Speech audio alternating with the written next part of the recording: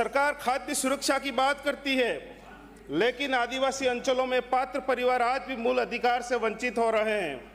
Ration वितरण व्यवस्था, तकनीकी खामियां, नेटवर्क विफलता और प्रशासनिक उदासीनता के कारण प्रभावित हैं। ब्लॉक चिखली के राजस्व गांव मिठी लिंगड़ी के साथ साथ चिखली, सिमलवाड़ा, भंडारी एवं जोत्री ब्लॉक में डिमांड के अनुसार जनसंख्या और भौगोलिक स्थिति के आधार पर नई दुकानों की स्वीकृति दी जाए। उसी क्षेत्र का विकास कोई दया या उपकार नहीं है, यह संवैधानिक दायित्व है। ये सरकार वास्तव में खाद्य सुरक्षा के प्रति गंभीर है तो उसे वितरण प्रणाली को सुदृढ़ करना होगा, दुकानों की संख्या बढ़ानी होगी और तकनीकी बाधाओं को दूर करना होगा। मैं इस सदन में सिर्फ एक विधायक के रूप में नहीं बल्कि दक्षिणी राजस्थान के आदिवासी अंचलों की पीड़ा की आवाज बनकर खड़ा हूँ।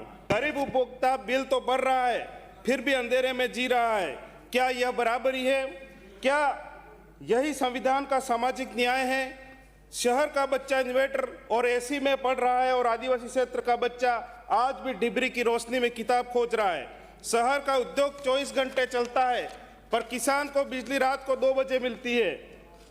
यह सिर्फ सुविधा का अंतर नहीं है, यह अवसर का अंतर है, यह भविष्य का अंतर है। बिजली नहीं आती तो सिर्फ बल्ब नहीं बुझता, एक किसान की फसल बुझ जाती है, एक छात्र का सपना बुझ जाता है, एक माँ की उम्मीद बुझ जाती है।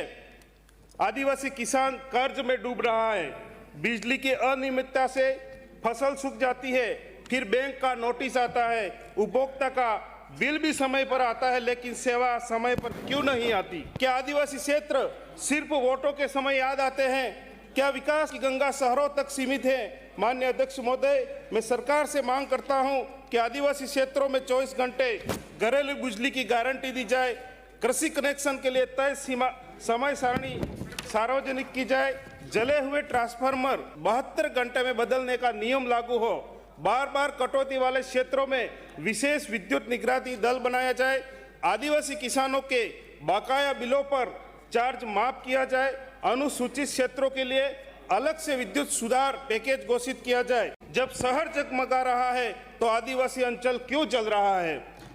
जब तक सूरज चांद रहेगा, भील का हक आबाद रहेगा, जल जमीन जंगल के खातिर संघर्ष हमारा याद रहेगा।